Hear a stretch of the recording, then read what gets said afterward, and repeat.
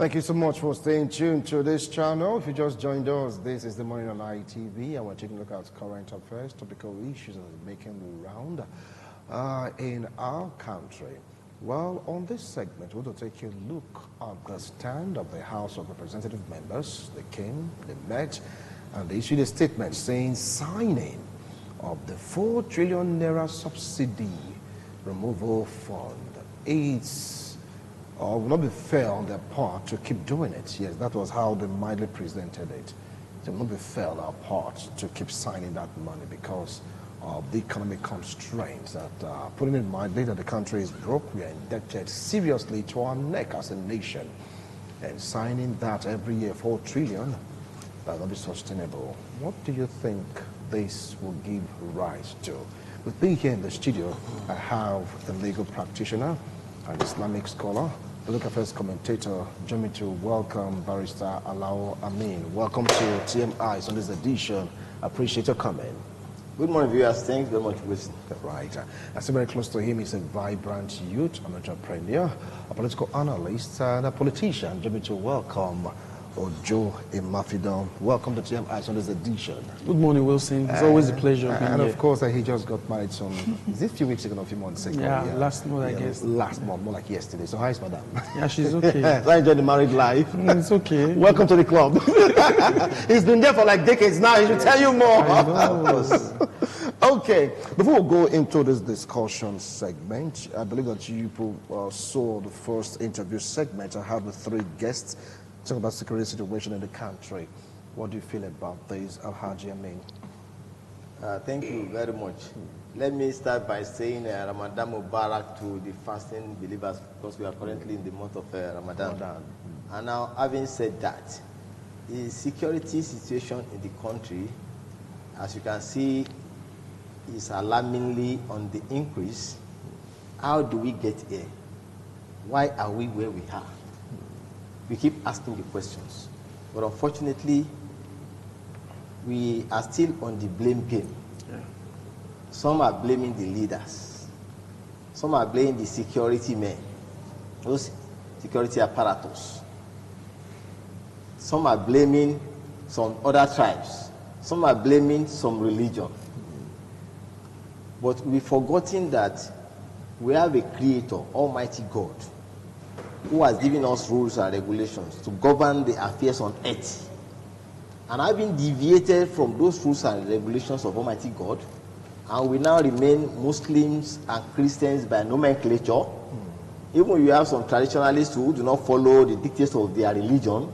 You see, all this religion, no matter which one you talk about, frowns against lying and stealing and then murder and a lot of other things. But unfortunately, we are all directly or indirectly involved in this. But everybody seems to see his own sin as very minor. And so the blame game continues, and things are getting worse. To the extent that you see people applauding the Yahoo boys and the Yahoo Plus boys at ceremonies. Or when they come, they start spraying money, and then you see if some parents are encouraging their boys to go into Yahoo. I met a parent who told me that his boy is into Yahoo and is praying for him to succeed. We have religious leaders who pray for Yahoo boys to succeed. How do we get to where we are? We have 200 million Nigerians, average, but unfortunately, majority of us, we have deviated from God. And what we are experiencing is the punishment from God gradually descending on us. And the only way to avert it, to reverse it, is to go back to God. When Jonah, that is Yunus, left without the permission of God, the people were to be destroyed. And the destruction of God was imminent. But when they now saw that Jonah has left, they saw the destruction of God, the sky has changed. They were to be destroyed. And then they started praying to God. They were really repentant. They were crying. They were very sober. And God, for the first time, reversed his destruction. Prophet Salam said that it was only the people of Lot that at the point of being destroyed by God, because they were sincerely repentant and remorseful, Almighty God reversed the destruction and they were no longer destroyed. And so until we Nigerians on our own, for example now, somebody has committed adultery, the first they just act fun. You gave birth to a bastard. That bastard now is a terrorist. He doesn't have any sympathy. What is a bastard? You said the only thing you committed is an adultery. It's adultery. But you have produced a bastard that is terrorizing us. You see the adultery as a minor crime, but you see the person who was murdered as somebody who has committed a heinous crime. You've forgotten that the seed that you planted that day in the wrong womb has led to what you have done, and a lot of other things. So we have to turn back from God. Yeah. Apart from that, those of us who are the aims of affairs, we should for now drop our appellations. Honorable, drop it. Excellency, drop it. Honorable over what? The country is descending into crisis, and you are still honorable. You see, you are still. The title honorable, excellency, and so on mean that those are the best people who are governing us. So we need to even possibly blame the democracy, the system of bringing them in, because if you have the largest amount of money, you can influence and buy votes, then you become the leader. All right. So a lot of things are really very wrong. All right, thank you so much, Barrister Amin Alao. Yes, this is really the month of Ramadan, and I don't know how to really dissociate him from being a Haji and, of course, a legal practitioner, because this is their month. But all the same, I'll do my best to do that. I'll call you Barrister Amin on this platform right now. So you're going to act as a barrister, okay? All right, now. Ojoy Mafido, you heard me. Everybody should turn back to God, and of course, the government officials should do the needful. If you must be a member of the House, or what you want to call yourself, it must reflect on the country, because the country is descending into crisis. Take it up from there. Security situation. Well, first of all, I'll say the security situation in Nigeria. This is not a religious problem. Let me start from there. Because at least General Sani Abacha once said if an insurgency lasts more than 24 hours, then the people in government are involved in it.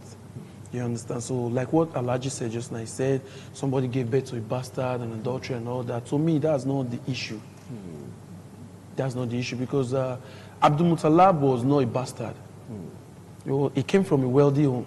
There are some wealthy kids that are even more worse than the bastards we're talking about.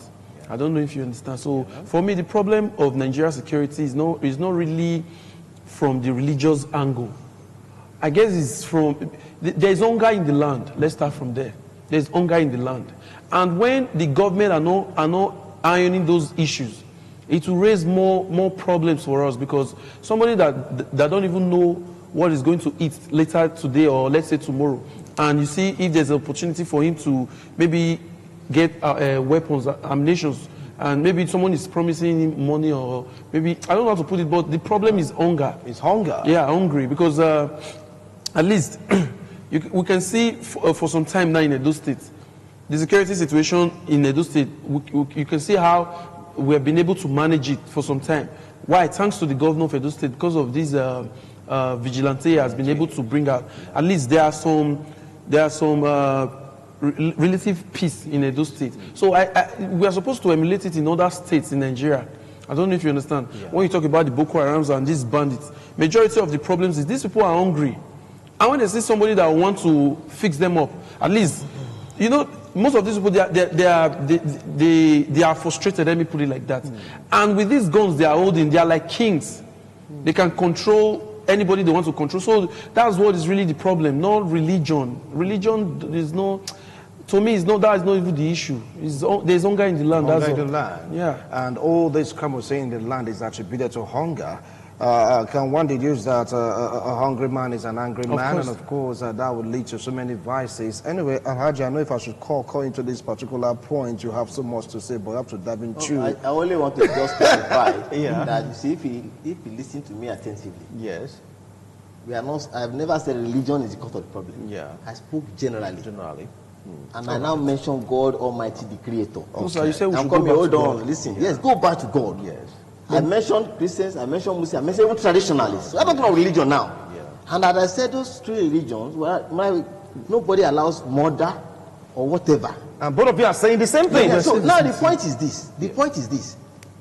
If you are God conscious, you will not steal, you will not commit armed robbery. All right. Almighty God is watching you, seeing you. But so by the time you do not believe in that, but sir, there are some countries. You believe that. Gentlemen, hold on. If you don't believe in that, you believe that you can do something and go stop it. We are not being watched by anybody. Okay, hold on now. Alhaji, I know we have so much to say about this, but we have a topic on the hand. Yes. Right now. That's how to, to stop. Okay?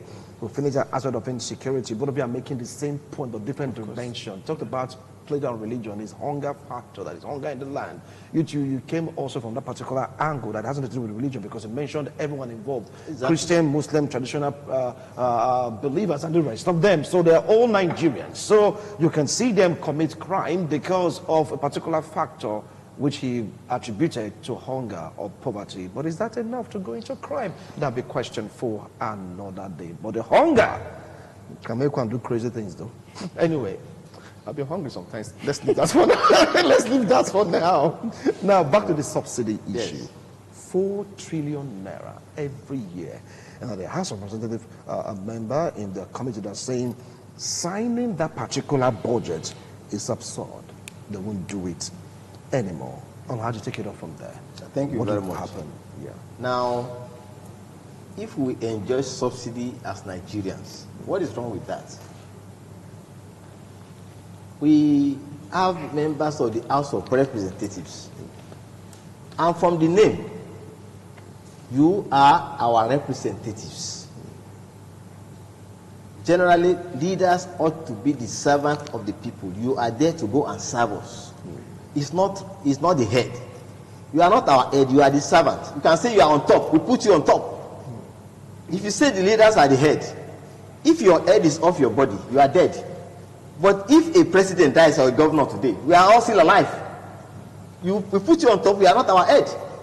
You are to serve us. Now, if the members of the House of Reps, if they have consulted the people who appointed them, who voted for them, who they are representing, in order to arrive at that decision, that means that we have agreed to it. Yes, we are ready to make the sacrifice, remove the subsidy. Then let us know why we should agree to that. But if on your own, you just felt, no, I cannot append my signature, I will not allow this to happen, and then you are representing us, then that will not be proper. We also have the power to recall you. When you finish doing what we do not like as masses, then we'll recall you. Now, if my calculation is right, I divided 4 trillion with 200,000. And then I got 20,000. If we divide it with 200 million, 4 trillion with 200 million, what you are going to get will be less than 20,000. So meaning that per head, what is each Nigerian benefiting from the so-called 4 trillion?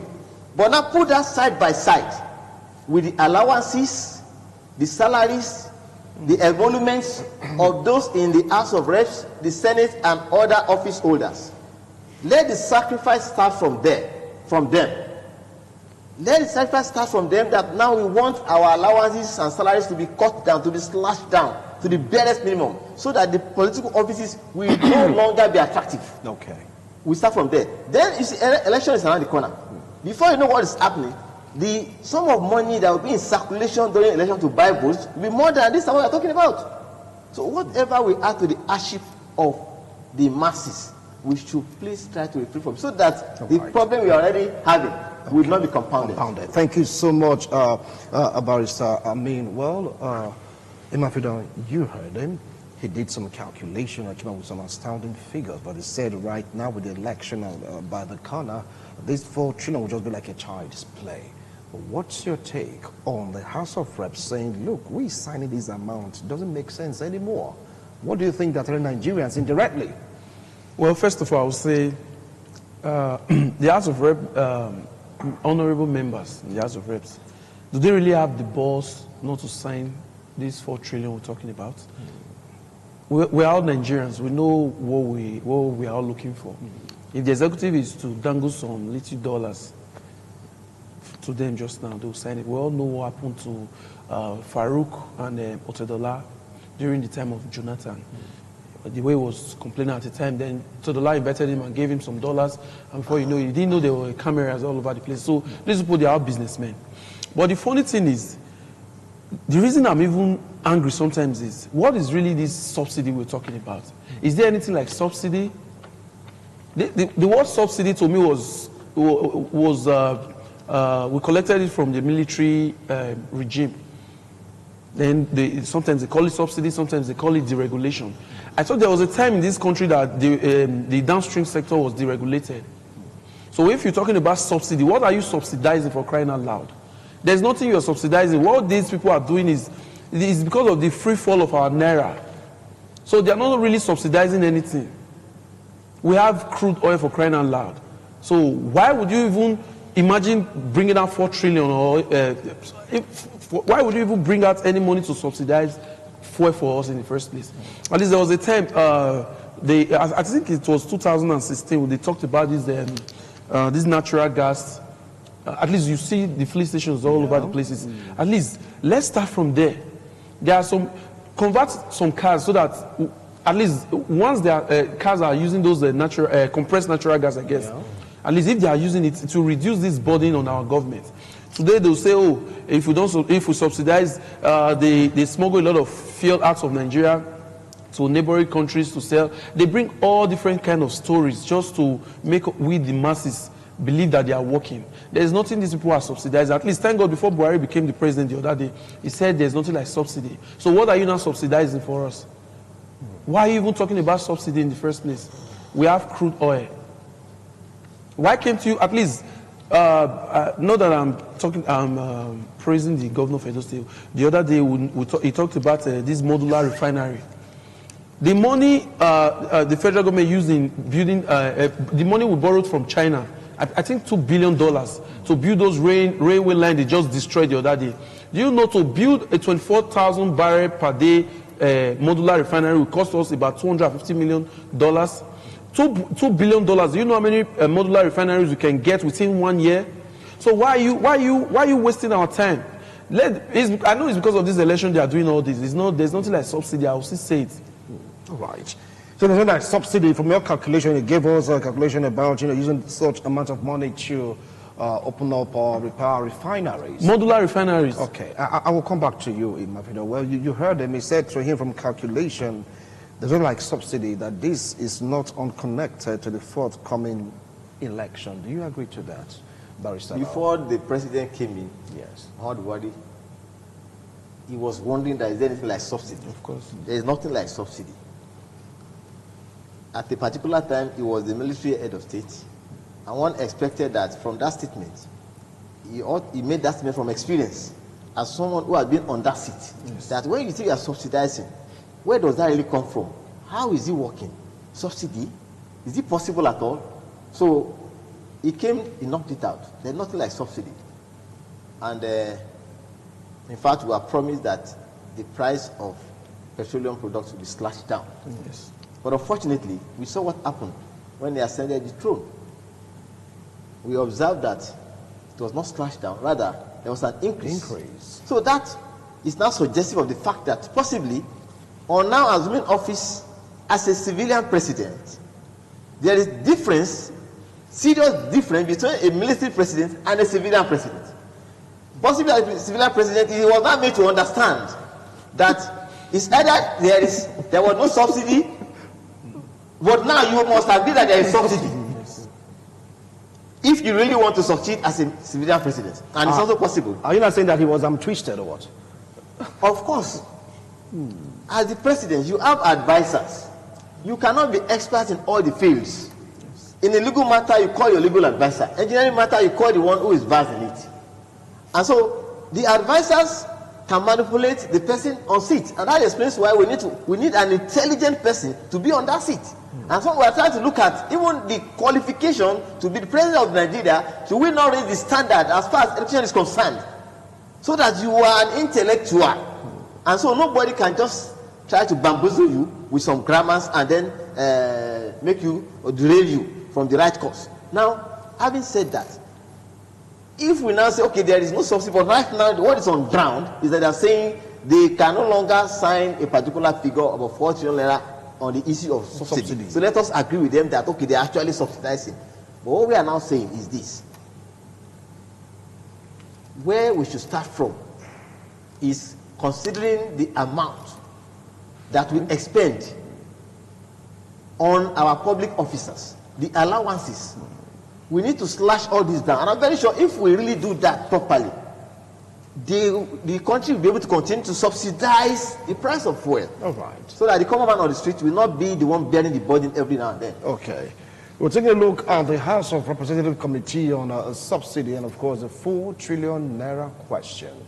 Should be removed that, saying we continually signing this doesn't sit down too well with our conscience. If it's removed, who do you think will bear the brunt? That's the next question I'm going to throw to you. If Murphy will return after this break. Don't go away. We'll be right back.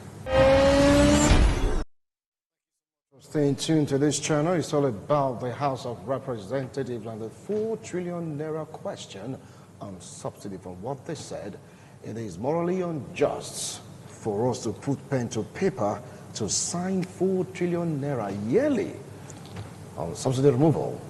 But some Nigerians are saying you've been signing it. So what has changed? They said, look, it's the economy. Ojo, over to you. Is it because of the economy or there's something else they're not telling us? Well, we all know these National Assembly we have now. I don't want to call them names. We know they are there, but they are not there actually. So this is an election year.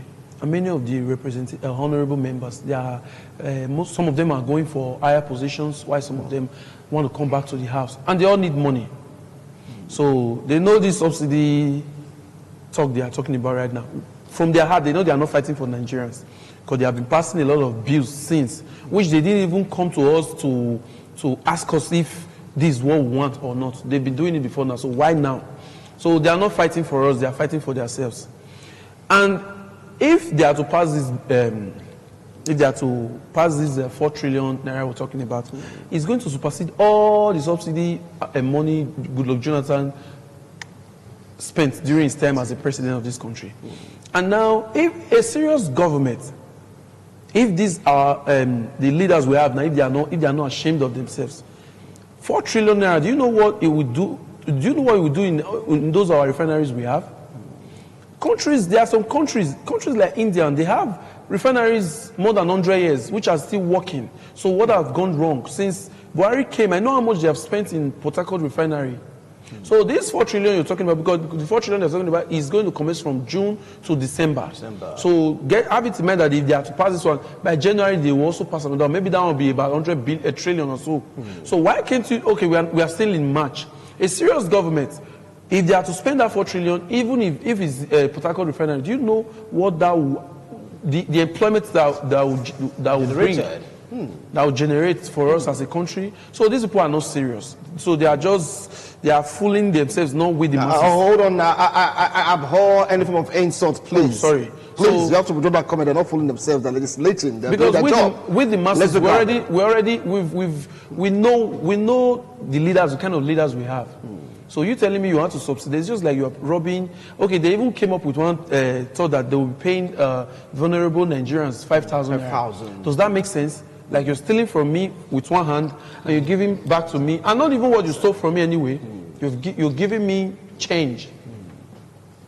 All right. Imafido, I'll come back to you shortly, but please, you have to watch your emotions. I'm holding form of insult on any particular arm of government, okay? He just joined us here in the studio. I wonder why that is. Festus Eki, human rights advocate, political analyst. Well, it's all about the subsidy and the 4 trillion naira question. They are saying from their heart of hearts, signing this money doesn't make sense because of our financial constraint. What do you think is playing out behind the scene? When you look critically at our legislators, they know what they are doing. The executive, they know what they are doing. Reasons because the 4 trillion naira is there. Nigeria can never be broke.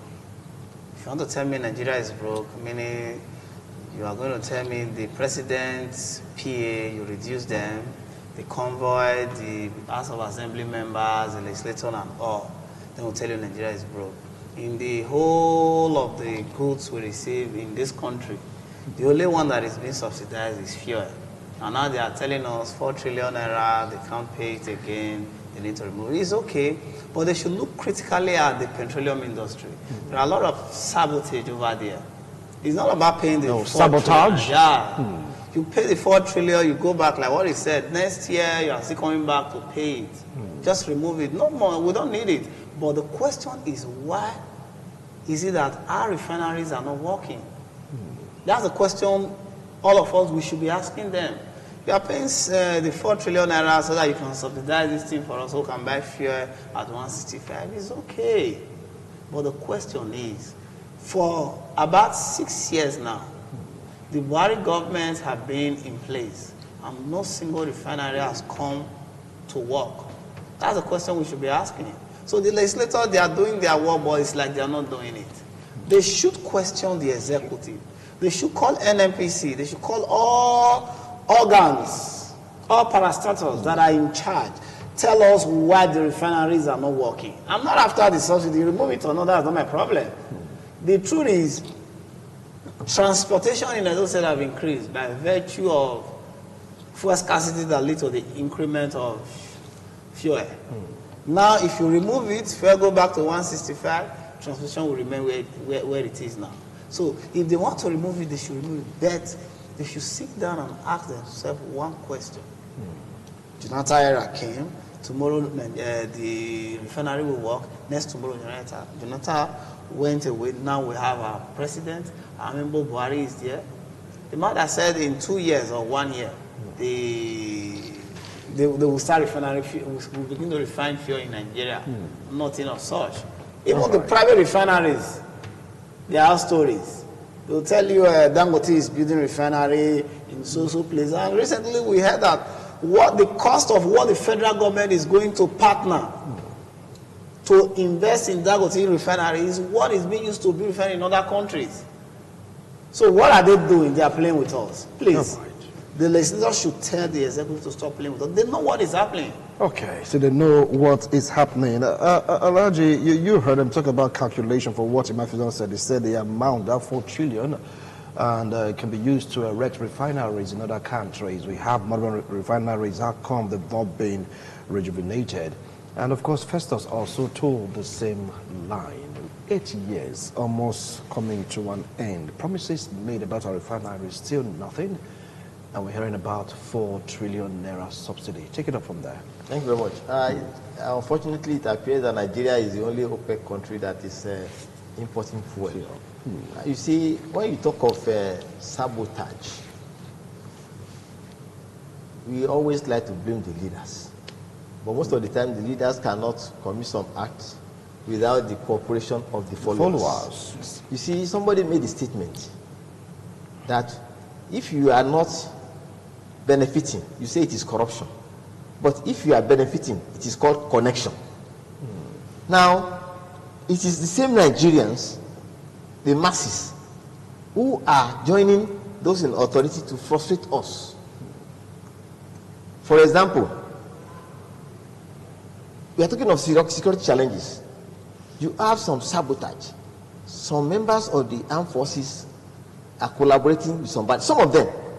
Then, of course, and then those who are benefiting from the insecurity, monetary-wise, will not want it to stop. Yes. Now, those who are benefiting from the sales and importation of generator will not want us to have steady supply of electricity. Yeah, that's true. Now, so those who are benefiting from this importation of fuel, they will not want a refinery to be built.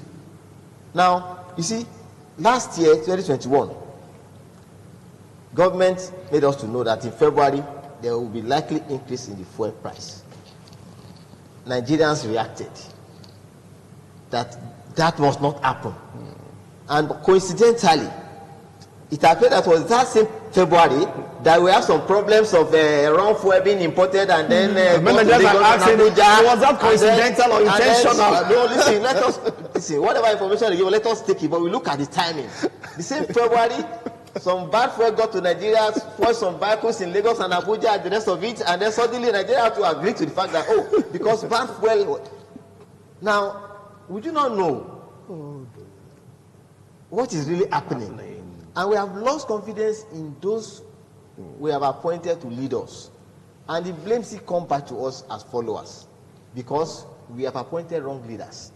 When Islam always refer to it that says, your leaders will be as you deserve. These same leaders that we have When they come to us with Ghana must go, so our traditional rulers and religious leaders, we collect the money from them and say, thank God, God don't butter my bread this particular period. So until we learn to really, as Nigerians, be very, very serious, and then we become disciplined, before we can have good set of leaders that will govern the affairs of this country. We have youths who are very intelligent. The intelligence they are diverting to Yahoo. Why not? Let's have some youths who are very intelligent, who are brilliant, who can lift this country up. Instead of justifying the Yahoo they are playing, somebody said that the white men exploited us as colonial masters. So if our boys are now extorting the white men, what's bad in that? That is ungodly. That is wrong. All right. I want to come to you, Mafido. He raised the word sabotage. And of course, he raised other point that when they came with reverse subsidy, Nigerians reacted. Within that same time frame, right? We had bad fuel. And the Nigerians are buying fuel, some 200, some above the normal pump price. With the 4 trillion naira on the ground, do you think there is a play that Nigerians can't perceive yet in all of this? When you talk about sabotage, you're talking about cartels. Cartels? The oil cartels. These people, they've been there. They finance elections. Okay. So they dictate to the president. They dictate, like these people are so powerful. They've positioned themselves in this country that they are so powerful that even the president can't talk to them. So these are the people that dictate how it goes in Nigeria. So they are the neoliberals. They make money with this, and we all know how there's money in crude oil business anyway. So you say there is a cabal in crude oil business? Cartels, they know they are there. They are there. So you are Nigerian, you know what I'm saying. So now, these people, they finance most of our politicians' election. And like Alhaji said just now, he said we should elect good leaders and all that. We know how our democracy is expensive. Yeah. I keep telling people if Barack Obama is to come to Nigeria to rule us as a president in this country, they will he will be corrupt. They will corrupt him. Let me put it like that, because this system, our system, has been so bastardized that there's no. Both of us that are here now, if you are to get inside this government, you understand what I'm saying. So these people, they've institutionalized this, I won't call it corruption because I don't know how to put it in. I'm talking about the oil cartels. Yeah, so what we call cabals in Nigeria. Yes. So is this subsidy we're talking about is beyond Muhammadu Buhari. We Nigerians, we are like, how do I put it? If they are playing football now in Nigeria, you see everybody, man, this coach is supposed to, I don't know if you understand. Yeah. Your coach is supposed to play, and you are not the coach. You don't know what happened to this person. So we are outside. When the APC government was coming in, they said a lot of things that even Jonathan couldn't even. Jonathan was just laughing. He only told Nigerians that don't let these people promise you what is not even. It's not possible. You understand? So we are outside. We keep lamenting and lamenting, like what Alhaji said just now. He said, if you are not inside, you call it corruption, and if you are inside, you call it connection. That's the take-home word. Outside corruption, that is true. Inside connection. We all complain, and once we're there, the system will corrupt you overnight. All right. Now, how can we put sanity in the system vis-a-vis the oil sector? Because that 4 trillion, my brother, that is colossal. That is huge.